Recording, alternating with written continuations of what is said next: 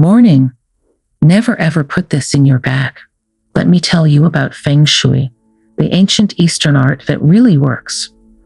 It deals with energy transitioning from the material to the subtle and energetic levels where everything is actually created. There may be certain things you're doing in your life that are driving away abundance, money, and all the things you truly want. So never put what I'm about to tell you into your bag. Have you ever heard of Feng Shui? It's an ancient practice that's all about how energy flows through our spaces. The idea is that the way we set up our rooms can affect how we feel and even what comes our way. It's not just about decorating, it's about creating good vibes. Albert Einstein once said, "Everything is energy, and this energy can attract things to it." This connects to the idea of mentalism, which is the belief that our thoughts have power. If you keep thinking about something, you might notice that it starts to happen. Think about it. Have you ever been really worried about something, and then it happened? It's almost like you drew it to you. When we focus on something, whether it's good or bad, it tends to grow. There's a saying from Street Germain: where attention goes, energy flows, and you become that. This is why the things around us are so important. They are like seeds that plant ideas in our minds. What we see every day shapes how we think and feel. Sometimes changing our environment can help us think differently. This is why doctors sometimes suggest that people who are sick get a change of air. It's amazing how much our surroundings can affect us. When people move to a new home, start spending time with different people, or change their daily routine, they often notice big changes, sometimes even unexpected healing. There are lots of stories in both science and everyday life of people recovering from illnesses without a clear reason. What could explain this? It might be because our subconscious minds are always picking up on what's around us, like the people we meet and the things we have in our space. The same idea applies when we think about attracting more abundance into our lives. This is why Feng Shui is worth looking into. It's an ancient practice, but its wisdom is timeless. It helps us see how our environment can affect our subconscious mind, and in turn, our lives. Feng Shui is more than just rearranging furniture or picking certain colors. It's about understanding that everything around us has energy, and that energy can influence us in subtle yet powerful ways. It's important to fill your life with things that make you feel good and motivated. That's why Feng Shui is so helpful. It helps you create a positive environment. It's not just about how things look. It's about creating a space that feels right.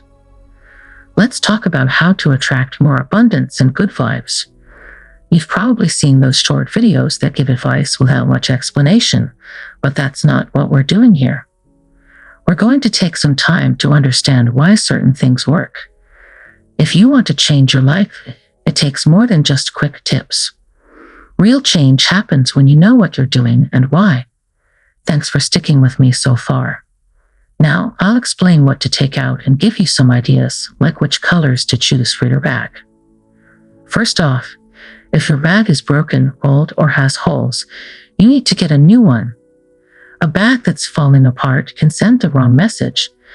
It might say that you're okay with things that are falling apart.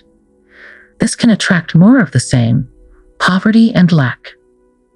Your bag should give off a feeling of abundance and wealth from the moment you pick it up. You're still holding on to an old bag that has seen better days, even if it's special to you. It might mean you're stuck in the past. You can't move forward if you're always looking back. Like Jesus of Nazareth said, "Let the dead bury their dead." This means that you need to let go of what doesn't help you anymore and focus on what's ahead. Think about the Bible story of Lot and his family escaping from Sodom and Gomorrah. They were told not to look back, but Lot's wife did, and she turned into a pillar of salt. This shows us that if you keep focusing on the past, you might get stuck and find it hard to move forward. So even if you loved that old bag, if it's worn out or has holes, it's time to get a new one that's bright and fresh. Your bag isn't just something to carry your stuff in. shows what you're ready to bring into your life.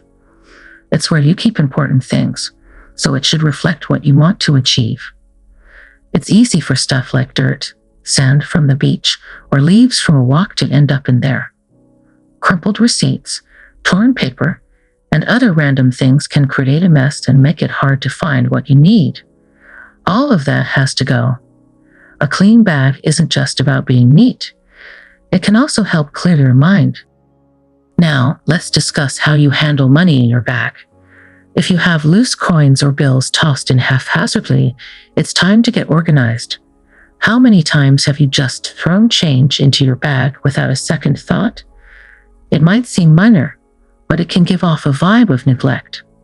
Remember, where your attention goes, energy flows. If you're not taking care of your money, it could mean you're not valuing it enough. When I shop, I usually pay with cash because it helps me be more aware of what I'm spending. It makes me think about how money comes and goes. When I get change, I fold the bills carefully before I put them away. Some people might think I'm slow, but I believe it's important to treat money with respect. I sort my bills by size, 5s with 5s, 10s with 10s, and so on. This way, my wallet stays tidy, which makes me feel calm and opens the door for more abundance. One more thing, never leave your bag on the floor. It's like putting your sacred temple in the dirt. Floors are where everyone walks, so it's not just about germs, it's also about energy. You don't want the energy from all those footsteps getting into your bag.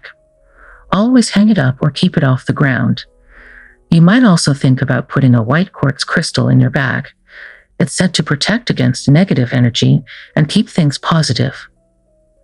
Lastly, let's talk about what not to carry in your bag. Legal papers, traffic tickets, or anything related to court cases. These can carry a lot of negative energy, and you don't need that. Keep your bag free from things that could drag you down, both physically and emotionally. The goal is to fill it with positive energy to attract more of what you want in life. Now, which colors to avoid? Feng Shui experts suggest not using salmon-colored bags. Even though it's a popular color, it might actually push away wealth, prosperity, and abundance. You might like the color, but consider this. Would you rather be rich or stick with a color you find pretty? Would you choose a nice-looking bag that invites poverty or one that's a little different, but attracts abundance?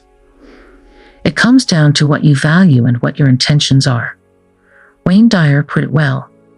The power of intention is real, and your actions speak volumes to the universe about what you're seeking. So what color should you choose? Feng Shui recommends red for attracting abundance. Red isn't just the color of passion. It also brings a boost of energy.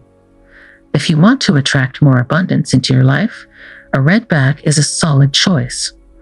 It's a simple way to guide your energy in the right direction. I'd love to hear your thoughts. Out of all the things we've talked about, which idea resonates with you the most? Leave a comment below. Sometimes, taking the first step is all it takes to start moving in the right direction. As Confucius said, a journey of 1,000 miles begins with a single step. If you didn't begin 20 years ago, don't worry. The best time to start is now.